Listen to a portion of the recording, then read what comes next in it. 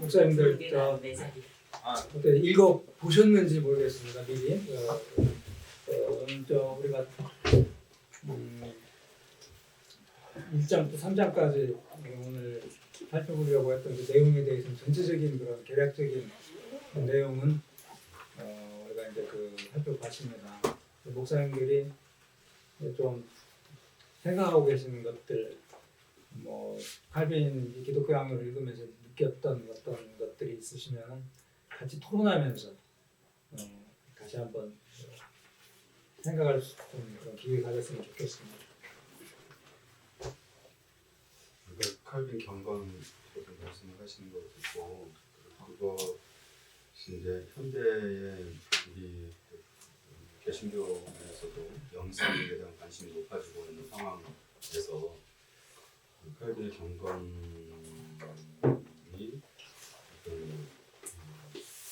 말하자면 교회 안에서 제대로 이해되지 않고 그렇기 때문에 개신교가 특별히 영성 수련이나 이런 쪽으로 많이 가는 것 같다, 그런 취지의 말씀을 하신 걸 들었는데, 지금 이제 1~3장을만 보고서 판단할 수 있는 건 아니지만 칼빈이 경건을 얘기하면서 좀 네 가지를 목사님이 네 가지를 하나님께 영광 돌리는 네 가지 방법 가지고 이렇게 정리를 좀 해주셨는데, 사실은 그 경건에 이르는 방법들, 일반 신자들이 우리가 일반적인 사람들이 하나님을 아는 지식으로 이렇게 나아가는 그런 방법들에 대해서는 칼빈이 조금 이렇게 논리적으로 이론적으로 많은 걸 얘기했지만 어떻게 갈 거냐 하는 것에 대해서는 칼빈이 좀 많이 언급을 안 했던지, 아니면 그런 부분에 대해서는 별로 중요하다고 생각하지 않는 건지 그런 생각이 들어요. 여기서 얘기하는 거는 기도하고 예배 열심히 드리고 성례전 하고 이런 것이 우리가 경건의 모습이고, 그것이 하나님을 아는 지식으로, 참된 지식으로 우리를 이끌어줄 것이다, 그렇게 얘기하는데, 일반적으로 영성 수련이나 영성 훈련 이런 걸 강조하는 데서는 여러 가지 사실은 방법들이 굉장히 많이 있는 거잖아요.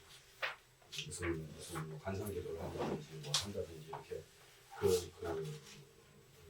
이나시오 영신 수련, 그 과정과 단계가 이렇게 쫙 있고, 그래서 그 때마다 이렇게 묵상할 내용이 있고, 또 그런 걸 통해서 자신을 비우고 하나님에 대한 지식으로 채우고 이런 프로세스가 있는 건데, 칼빈은 경건은 얘기하지만 실제로 그렇게 우리가 가기 위한 그런 프로세스는 좀 잘 제시하지 않는 것 같은 그런 느낌이 들거든요.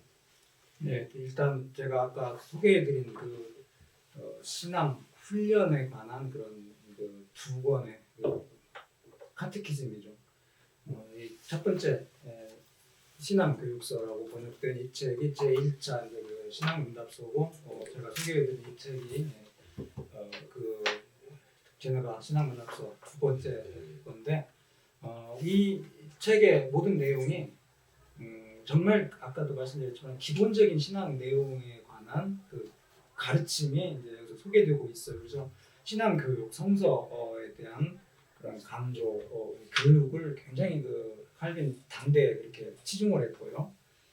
매일매일 거의 한 주는 매일매일 설교하고 성서 해설하고, 두 번째 주는 격일로 월수금 이런 식으로 모임이 있고 거기서 설교하고 가르치고, 그런 신앙 훈련의 과정을 철저하게 했던 것 같습니다, 칼빈이. 그래서 근데 이제 우리 아까 제가 소개해드린 자료를 제가 이제 보면은 이제 이 우리 개혁교회 전통에서 이 경건의 훈련을 어떻게 심화시켜 왔는지 그 과정에 대한 얘기가 좀 이제 나옵니다.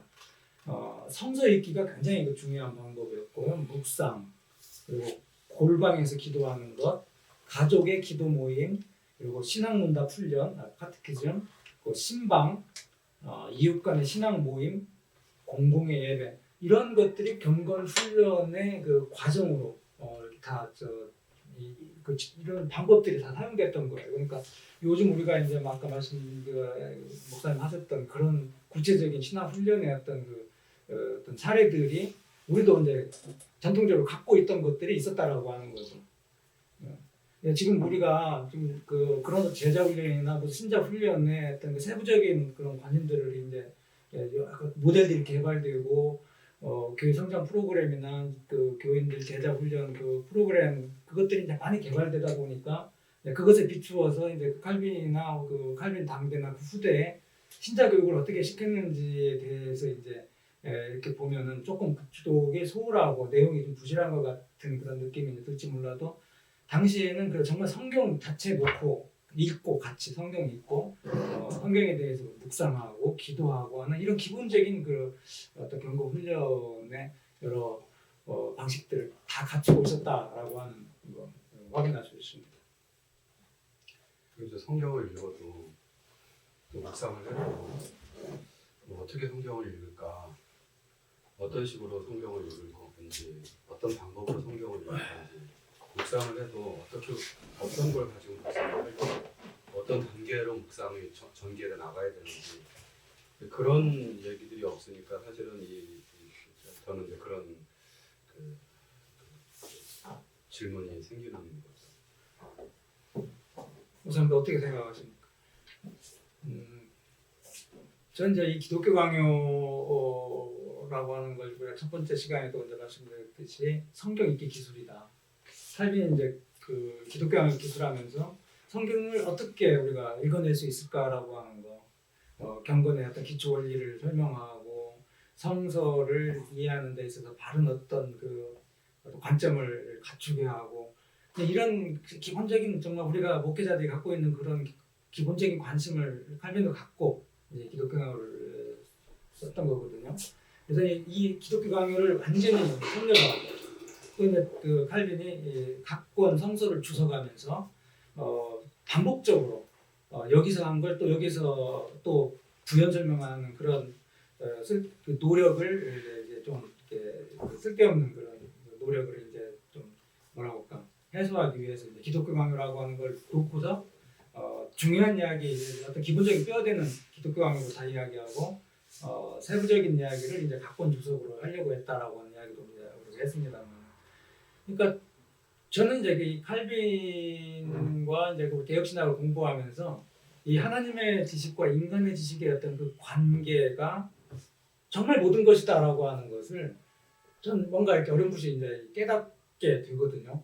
지금 이 하나님에 관한 지식과 인간에 관한 지식이라고 하는 것은 칼빈의 신학에서 변증법이에요. 변증법. 그 변증법이 두 가지가 크게 있고 하나는 이제 그 막스 헤겔의 변증법이고 지금 이 칼빈의 변증법이라고 하는 건 성서의 변증법이라고 키르케고르가 이제 이야기한 그 전도서 5장 2절에 나온 그런 말씀에서 따온 거거든요. 칼바르트가 이렇게 해석을 했는데 하나님은 하늘에 계시고 인간은 땅에 있다라고 하는 거죠. 그러니까 하나님과 인간이 함께 대면하고 있는 거예요. 언제든지. 이 분이 바로 이제 예수 그리스도예요. 그러니까 예수 그리스도가 누구냐, 예수 그리스도가 어떤 분이고 우리를 위해서 무엇을 하셨냐라고 하는 그거, 이게 이제 그 하나님과 인간의 어떤 그 관계성 속에서 계속 이제 설명이 될 겁니다.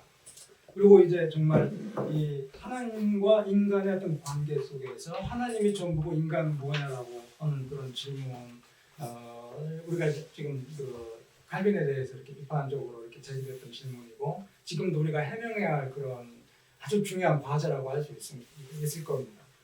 교인사에서 많은 논란이 되었던 것, 지금까지 논쟁이 되고 있는 것이 하나님의 주권과 인간의 책임의 문제예요. 하나님이 전부면 인간이 무엇이냐? 하나님이 모든 것의 모든 것이면 인간은 무엇을 세상에 살 수 있는 것이 있겠느냐라고 하는 거죠. 그러니까 이 관계를 해명하기 위해서 많은 논쟁이 있었고 많은 주장이 있었는데 우리 개혁교회에서는 지금 칼빈이 해명하는 바대로 하나님과 인간의 어떤 관계가 이 변증법적으로 언제나 함께 있으면서 하나님이 앞서 있는 그런 식으로 문제 해결을 이제 이렇게 얻었어요. 그러니까 제가 그 앞으로 이제 또 그 성구 그 내용이 나오면 다시 한번 확인하겠습니다만 고린도전서 15장 10절에 있는 말씀. 이 바울과 어거스틴과 칼빈과 이제 칼바르티까지 비슷한 게 굉장히 많아요. 비슷한 게 굉장히 많은데 고린도전서 15장 10절의 말씀이 칼빈과 당대 어떤 그 노마 캐톨릭의 신학자들과 굉장히 그 논쟁이 붙었던 그 논란을 일으켰던 그 성구였던 것 중에 하나인데 뭘 이야기하고 있냐면은 칼빈이 하나님의 은혜로 오로지 하나님의 은혜로 이 모든 것을 다 했다라고 하는 그런 내용의 이야기입니다.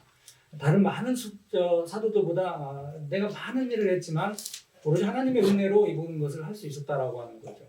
근데 이 캐톨릭 신학자들은 그 부분을 주석하면서 칼빈이 다른 사도들보다 더 많이 했다라고 하는 것을 있는 그대로 드러내기보다는 왜 비난을 받으니까 우회적으로 하나님께 살짝 하나님이라고 하는 것을 끌어들여서 자기가 그 많은 일을 했다라고 하는 그런 주장을 하려고 그 본문을 썼다 그렇게 이야기를 합니다. 실제로 그렇게 이야기하고 있어요. 근데 칼빈은 있는 그대로 하나님의 은혜로 그 모든 것이 가능했다라고 그렇게 말하고 있거든요. 그러니까 그 칼빈의 바울의 고린도전서 15장 10절의 그 내용을 주석하는 그 칼빈의 어떤 그 생각 속에서 이 하나님과 인간의 관계 문제가 다 해소되어 있어요. 어떻게 우리가 교인들을 가르쳐서 정말 그 어떤 그 질질 끌려다니는 그 어떤 율법에 의해서 계명 하나님께서 이렇게 명령하셨기 때문에 할 수밖에 없다라고 하는 그런 어떤 뭔가 이렇게 묶여다니는 어떤 자발성이 떨어지는 그런 신자들을 지금까지는 정말 그런 신자들을 기르는데 관심을 가졌다면은 미안합니다. 이 정말 이 기독교 강요 칼빈의 기독교 강요를 통해서 정말 우리가 이제 얻을 수 있는 가장 귀한 거라고 한다면은 정말 아까도 말했듯이 자발적인 그런 순종, 하나님의 어떤 그 법이 규정한 대로 그냥 하지 못해서 어거지로 끌려서 하나님을 신뢰하고 믿는 어떤 그런 것이 아니라 그냥 시키지도 않았는데 기꺼이 자발적으로 자기가 할 수 있는 능력껏 자기를 표현할 수 있는 그런 신앙인을 만들어내는 거, 이게 우리의 목표가 아니겠습니까? 근데 이 칼빈의 어떤 논리에 이제 우리가 이렇게 그대로 이렇게 따라가다 보면은 그렇게 되지 않을까 싶어요. 그러니까 그런 방법을 왜 가르쳐줘요? 이 칼빈의 어떤 기독교 강요를 통해서 정말 우리가 이제 그 칼빈이 가르치고 있는 어떤 그런 그 목적지까지 우리가 함께 나아간다면은 정말 예수님 말씀 듣고 삭개오와 같이 스스로 벌떡 일어나가지고 정말 내 있는 재산 절반을 나누겠습니다. 정말 가난한 자들에게 4배, 토색한 자들에게 4배를 갚겠습니다. 이런 그 자발적인 그런 기꺼이 자기 할 일을 찾아서 하는 그런 신자들을 교육하고 양육하지 않을까? 저는 그게 가능하다고 보는 겁니다. 세부적인 어떤 그 프로그램을 지금 칼빈이 우리에게 구체적으로 이것입니다라고 제시하고 있지는 않죠. 분명히 지금 이 기독교 강요라고 하는 것이 그렇게 간단한 내용이 책이 아니에요. 어떤 사람은 그런 이야기를 했더라고요. 기독교 강요를 공부하는 것은 마치 에베레스트 산을 올라가는 것 같다. 이게 북한산이나 무슨 뒷산이나 이런 것처럼 간단하지 않다라고 하는 거예요. 왜냐하면은 아까도 이제 우리 목사님 그런 말씀하셨지만 칼빈이 좀 당대 많은 지식을 정말 공부해가지고 자기 것으로 만들어가지고 마치 누에가 실 뽑듯이 그렇게 풀어 쓴 거예요. 그래서 헬라 철학, 라틴 철학, 이 중세 스콜라까지 이르는 그 방대한 양을 섭렵하고 지식을 소화시키고 그 성서의 지식을 완전히 자기 것으로 만들어가지고 모든 것들을 바울의 어떤 고린도서의 말씀대로 세상 지식을 성서에 복종시켜가지고 그걸 이제 그 자기 이야기를 하고 있기 때문에 여기 정말 우리가 그런 그 어떤 뭐 교부에 대한 그 가르침이나 무슨 뭐 여기서 나오는 어떤 그 철학에 대한 이야기들이나 이런 것들에 대한 기본적인 이해 없이 이 기독교 강요만 읽는다라고 해가지고 이것이 정말 내 것이 된다 이런 이야기가 쉽지 않거든요. 그런 사전 지식이 필요한 어떤 상당히 그 고차원의 어떤 이 과정이에요. 기독교가 강독이라고 하는 것이 그렇기 때문에 좀 힘들고 조금 이제 지난한 그런 과정이 되겠지만은 이 과정을 통해서 이 칼빈의 어떤 사상, 이 신학 방법론이 이제 이게 우리 것이 된다면은 정말 칼빈이 의도했던 대로 성서를 읽는 그런 기술이 이제 우리 것이 되는 거죠. 그래서 정말 자연스럽게 정말 예수 그리스도를 정말 통해서 신학이라고 하는 것이 예수 그리스도를 중심으로 이게 설명해 나가는 거 아니겠습니까? 그러니까 하나님이시며 인간이신 그 예수 그리스도 안에서 어떤 신학적 사고가 이제 가능하게 되는 그런 일이 이제 우리들에게 현실이 이제 되리라고 생각이 들어요. 그래서 제가 지금 요즘 관심 갖고 계속 지금 고민하고 좀 해결하려고 하는 어떤 주된 그 숙제도 바로 이겁니다. 하나님과 인간의 어떤 관계 문제. 네. 이것만 바로 해결하면 모든 것이 다 이게 도가 트는 겁니다. 쉽게 말하면. 그러니까 이걸 진짜 우리가 이 교육 프로그램으로 지금 교재로 만들려고 하는 생각도 우리가 하고 있어요. 이런저런 모임에 가서 초급파 목사님들 모임에서 설교를 들을 때 참 그 재미난 일인지 아니면 아예 참 안타까운 일인지 모르지만은 장로교 목사가 자유지를 설교하고 감리교 목사가 예정을 이야기하고 정말 자기 정체 안타까운 현실이에요. 그게 모르니까 무지한 거죠. 그래서 우리 박분환 박사님이 이제 그렇게 우리한테는 그렇게 안 가르쳐 주셨어요. 한번 그래서 테스트했어요. 예, 그래서 참 굉장히 제대로 공부를 우리가 우리 칼빈이나 이제 칼빈이 그런 이야기를 많이 했습니다만은 이 바르트도 이제 칼빈을 갖다가 이제 따르는 사람이니까 우리 인간들은 신학을 공부하지 않아도 자연히 신학자라고 하는 거예요. 자연히. 그래서 다 하나님을 알고 인식하고 하나님이 누군지를 나름대로 다 설명할 수 있는 그런 신학자들이에요. 그러니까 이 자연신학이라고 하는 것이 바로 이제 그런 가능성을 열어놓는 그런 건데 칼빈도 그렇고 칼 바르트는 확실히 닫아놨고 칼빈은 어떻게 보면 살짝 열어놓은 것 같은 착각을 이제 사람들이 하게 돼요. 이게 칼빈의 해석하는 두 가지 이제 그 관점이 이제 확실하게 다른데 칼 바르트가 20세기에 에밀 브룬노하고 논쟁했던 것도 바로 그거예요. 칼빈이 자연신학과 자연계시를 어떻게 이해했냐에 따라서 에밀 브룬노와 칼빈이 서로 그냥 아주 치열하게 논쟁을 했는데 어떤 사람들은 칼빈의 이 글을 읽으면서 칼빈이 자연계시와 자연신학적 가능성을 활짝 열어놨다. 그렇게 생각하는 사람이 있고 한쪽에서는 전적으로 닫아놓은 거다.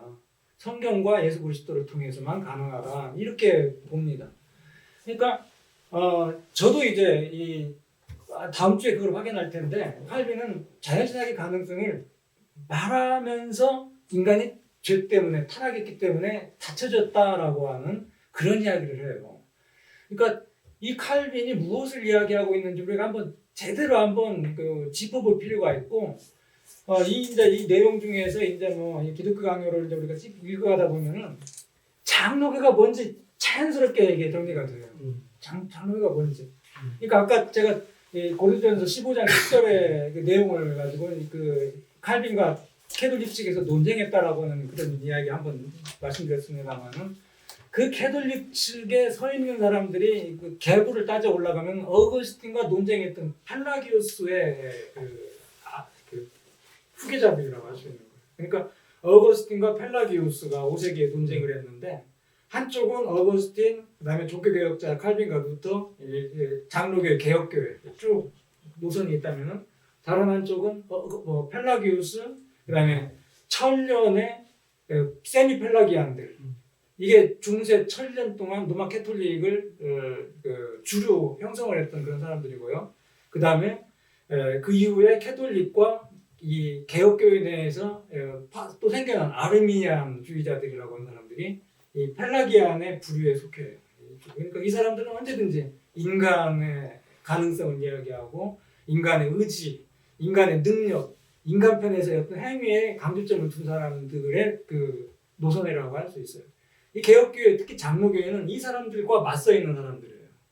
그러니까 이런 신학적인 그런 어떤 그 흐름, 이걸 우리가 이제 제대로 이렇게 정리하지 못하면은 명색이 장로교 목사인데 그냥 우리의 삶과 그 말과 행동은 그냥 알미안주의자가 그렇게 돼버리는 거예요. 그러니까 뭐 알미안주의자가 뭔 문제냐? 요즘에는 그렇게 참 감리교, 뭐 성결교, 무슨 우리 주변에 많은 사람들이 다 알미니안들인데 다 정통이에요. 이제 이단 안 해요, 그 사람들. 우리가 다 그 교회 일치 현장에서 그 에큐메니컬 자리에서 만나고 정말 하나님의 나라를 같이 만들어가는 그런 동역자들인데 이 이단 논쟁하려고 이런 그 교리를 우리가 공부하는 결코 아니거든요. 제가 이제 어떤 논문을 쓰고 제가 발표한 글 중에 제목이 부제죠. 이제 챕터 한 장의 제목이었는데 기독교의 어떤 본연의 내용과 형식을 되찾은 개혁교회라고 하는 말을 썼던 그런 적이 있었어요. 기독교의 본연의 내용과 형식을 되찾은 개혁교회. 이 글이 이제 일부 이제 심사위원들, 그러니까 뭐 우리 장로교가 아닌 다른 쪽에 있는 분들이 볼 때 이게 너무 이게 노골적으로 이게 좀 이 문제가 이게 된다고 이걸 고쳐라. 이 제목을 이런 식으로 하지 말라. 이제 그런 식으로 문제를 제기해서 제가 약간 캄프라치 해가지고 조금 다시 이제 제출했던 그런 글이 하나 있습니다. 사실 그래요. 이건 제 말이 아니라 정말 어떤 장로교 신학자가 한 말을 제가 이제 이렇게 인용을 한 건데 그분이 볼 때 또 저도 볼 때 그래요.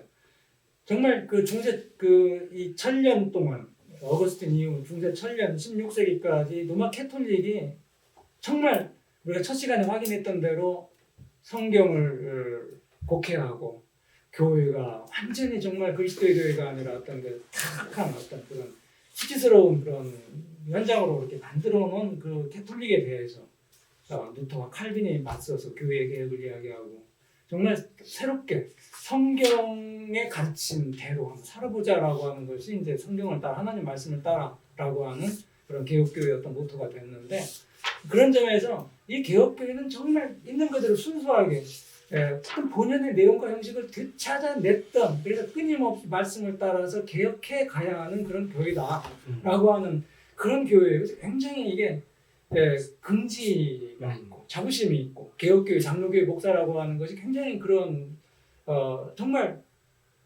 자부심을 가질만 해요.